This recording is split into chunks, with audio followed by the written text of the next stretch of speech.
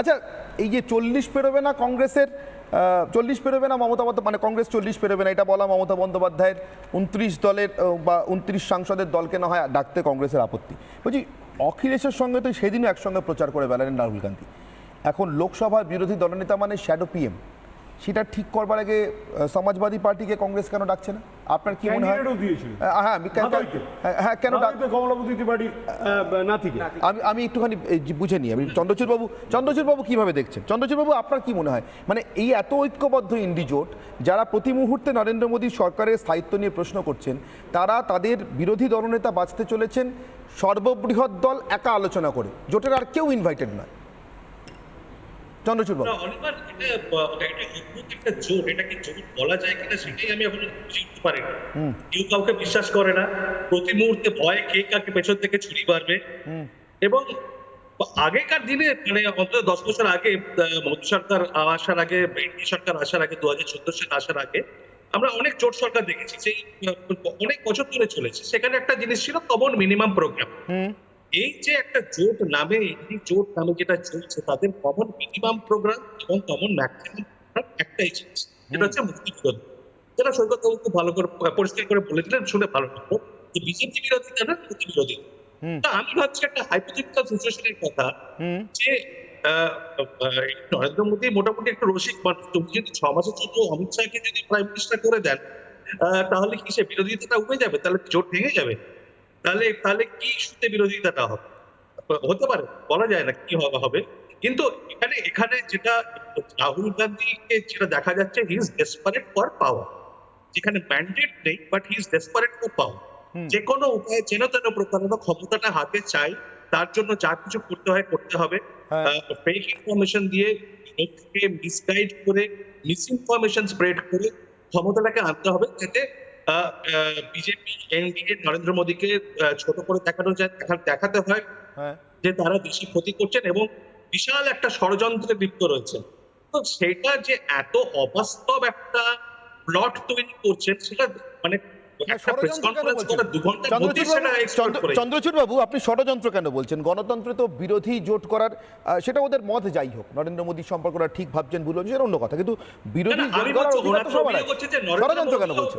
ষড়যন্ত্র করছে বিজেপি, ষড়যন্ত্র করছে সরকার, ষড়যন্ত্র করছে, ওনাদের অভিযোগটা ষড়যন্ত্র। ওনারা ষড়যন্ত্র করতে, সেটা আমি করছি না, এটা বিরোধী হিসেবে ওনাদের পূর্ণ অধিকার আছে।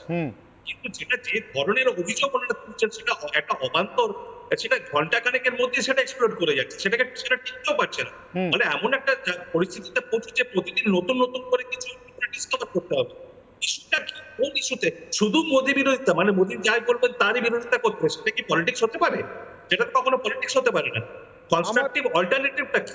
এক্স্যাক্টলি, আমি ইন্ডিজোটের একটা কর্মসূচি, কর্ম মিনিমাম প্রোগ্রাম অন্তত আশা করেছিলাম। আমি একটু নির্মলবাবুর কাছে আসি। নির্মলবাবু, সৈকত কিন্তু বললেন কথায় কথায়, লক্ষ্য করেছেন নিশ্চয়ই। দেখুন, আমি বিজেপিটা বলে ভুল করেছি, এটা অ্যান্টি মোদি ম্যান্ডেট। আমার তো প্রশ্ন এটাই ছিল, অন্ধ মোদি বিরোধিতাতেই এই অবস্থায় এসে দাঁড়িয়েছে ইন্ডিজোট। কালকে মোদির সরকার তৈরি হয়ে গেল, মানে মোদি আবার তৃতীয়বার প্রধানমন্ত্রী, অক্ষম আস্ফালন ছাড়া এদের আর কি করার থাকবে? কি কর্মসূচি হতে পারে? আজকে বলছে অমিত শাহকে পাল্টেই দেবে, দুদিন পর মোদীকে প্রধানমন্ত্রী পাল্টে দিতে। এমনিতেই তো ওটা নাইডু আমি ওনাকে জিজ্ঞাসা করেছি, এগুলো ওদের উইশফুল থিঙ্কিং, এর সঙ্গে রিয়ালিটির কোনো সম্পর্ক নেই। কারণ আপনার রিয়ালিটিটা একদম অন্য। ওরা ভাবতে ভালোবাসছে, তাই ভালোবাসছে। আমি বলেছি না, ইন্দ্রিয় সুখ, সেইটাই।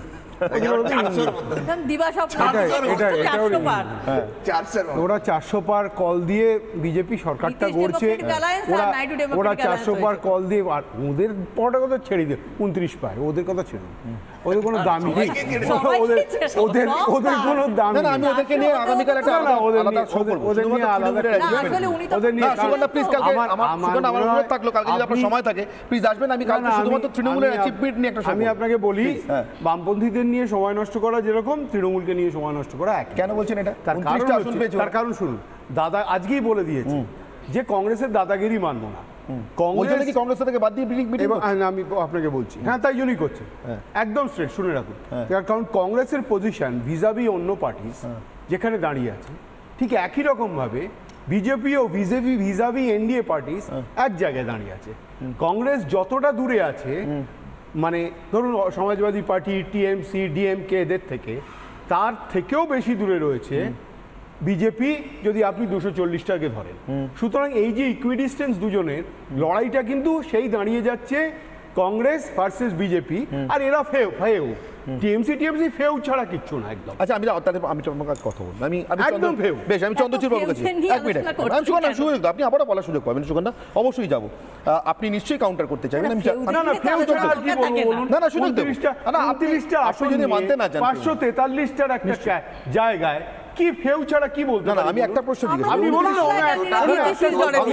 না, চারটে মন্ত্রী নিয়ে নেয়, তাহলে 29টা এমপি নিয়ে তো অনেক কিছু নিতে পারে। এটাই তো প্রশ্ন সৈকত না, বাবু। সেইটাই তো হ্যাঁ, প্রশ্ন। সৈকত বাবু, এটাই তো প্রশ্ন। আমার কাছে সৈকত বাবু, প্রশ্ন এটাই প্রশ্ন। যেটা রিয়ালিটি নয়, হ্যাঁ। বাস্তব নয়, যদি বাস্তবটাকে তুলে ধরার চেষ্টা করেন, আমি এটাই বাস্তব ভাবছি। তিনশো বেরোলো না। বাস্তবটা কিছুই নয়, কংগ্রেসের দাদাগিরি আপনাকে মেনে নিতে হবে।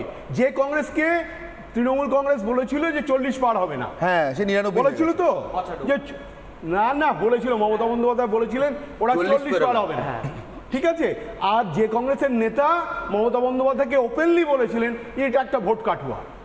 তা এখন সুতরাং আপনি কি বলতে চান? তাহলে 99 আর 29 সমীকরণটা কি? একজন না একজনকে ডাকছেন। আচ্ছা ঠিক আছে, আমি চন্দ্রচূড় বাবুর কাছে এটা একটা কমফোর্টেবল অ্যাডজাস্টমেন্টে ওরা গেছে, যে করে হোক নরেন্দ্র মোদীকে ওরা একটা লো লেভেলে দেখাবে, এটা ওদের ইন্দ্রিয় সুখ। আবার বলছি, it is only there sensual pleasure, এছাড়া কিচ্ছু নেই। আমি শুরু করব সুকন্যা আপনার কাছ থেকে। আমি দুটো জোটের চেহারাটা বলেছি। আগামীকাল কংগ্রেসের বিরোধী দলনেতা মানে আপনাদের শ্যাডো প্রাইম মিনিস্টার তৈরি হচ্ছে একা একাই, কোনো আলোচনা না করে। এটা কি জোট ভাঙার প্রথম ইঙ্গিত? মানে ইন্ডিয়া জোটের কথা বলছেন তো? আপনাদের তো ওই জোটটাই নাকি? হ্যাঁ। অন্য কোনো জোট হয়েছে আবার? মিনি না, অনেক রকম তো জোট নেই। হয়। আপনি যে আশঙ্কাটা জিজ্ঞাসা করছেন, করার কোনো mini আশঙ্কাটা জোট যেটা আছে। করছেন এখানে যে হয়েছিল আমার সময় ইন্ডিয়া জোটটা ভাঙার একটা সৈকতদের যেটা party ছিল কথাটা তাতে। বলছেন, এটা কিভাবে বলছেন সেটা তো মানে বোঝাই যাচ্ছে না। এটা বোধহয় আপনি নিজেও খুব একটা বিশ্বাস করেন না যে এই যে ইন্ডিয়া যে জোটটা আমি হয়েছে তো এটাই বিশ্বাস বিরোধী করতে পারছি জোট, না, আপনাদের জোটটা আছে সেটা মানে কে আছে? সবাই আছে। আছে সবাই তাহলে কংগ্রেস আছে। কালকে একা দলনেতা ঠিক করছে বিরোধী সেটা দলনেতা? তাদের স্ট্র্যাটেজি, তারা নিশ্চয়ই দেখুন তাহলে ইন্ডিয়া কংগ্রেসের জোটের স্ট্র্যাটেজি, মধ্যে- ইন্ডি জোটের নয়? না, তারা তাদের মধ্যে নিজেরা মিটিং আমি- করছে, মিটিং আমি- করার পর আমি সৈকতের পরবর্তীকালে কাছে সৈকত, এখনো সময় আছে, সৈকত, তারা নিজেরা নিশ্চিতভাবে নিশ্চয়ই মিটিং আপনাদের আসন করবে। সংখ্যা অনেক কম। তাদের কে নেতা হবে সেটা তারা মিটিং বেশ, করবে। বেশ, তাদেরকে নেতা হবে। সৈকত, তাহলে লোকসভাতে বিরোধী দলনেতাটা কংগ্রেস পাচ্ছে, ইন্ডি জোট পাচ্ছে না। শুরুতেই জোট ভাঙার ইঙ্গিত। না দেখুন, প্রথমত হচ্ছে দুটো জোটের ক্ষেত্রেই বেশ কিছু নির্ভরযোগ্য সঙ্গী রয়েছে, আবার বেশ কিছু আনপ্রেডিক্টেবল সঙ্গীও রয়েছে। যেমন আপনি যদি দেখেন নীতিশ কুমার এবং চন্দ্রবাবু নাইডু আজ থেকে ঠিক 1 বছর আগে যে রোলে ছিলেন আজকে অন্য রোলে আছেন, আবার ভবিষ্যতের 1 বছর পর এরা কোন দিকে অবস্থান করবেন সে বিষয়ে কোড অনেক প্রশ্ন চিহ্ন রয়েছে। ঠিক একইভাবে অভিষেক বন্দ্যোপাধ্যায় অভিষেক বন্দ্যোপাধ্যায় ইন্ডিয়া জোটের মিটিং এর পর যেভাবে বাই পার্টে 1:1 সবার সঙ্গে দেখা করছেন, কথা বলছেন, সেটাও একটা অন্যরকম ইঙ্গিত বিজেপির শিবিরের দিকে তাদের পক্ষের লোকজন বলছে। দেখুন, আমরা বামপন্থীরা বলছে আমাদের সাংসদ সংখ্যা নয়, আমরা কাউকে কেনাবেচার পক্ষেও নই, কাউকে মানে কোনো জোট থেকে লয়ালিটির প্রশ্নে বেরিয়ে আসার প্রশ্ন না। আমাদের একটা স্থায়িত্ব রয়েছে, আমরা ইন্ডিয়া জোটের পার্ট ছিলাম, আছি, থাকবো। কিন্তু যে রাজনৈতিক পরিমণ্ডল তৈরি হচ্ছে সর্বভারতীয় ক্ষেত্রে, নিশ্চিতভাবে এটা গোটা দেশের কাছে, মানুষের কাছে এটা পরিষ্কার যে সার্বিক দেশের সাধারণ মানুষের ম্যান্ডেট বিজেপি বা মোদী সরকারের একটা বিরুদ্ধের ম্যান্ডেট, একদম বিরুদ্ধেরই ম্যান্ডেট। তার কারণ আমি আপনাকে বলি, সরকার তৈরি করছে, আপনারা দাঁড়িয়ে দেখছেন না, আমি আপনাকে বলি, আমি আপনাকে বলি, আমাদের সেই শক্তি নেই সরকার তৈরি করবার, কিন্তু আপনাদের পক্ষে কোনো ম্যান্ডেট দেয়নি।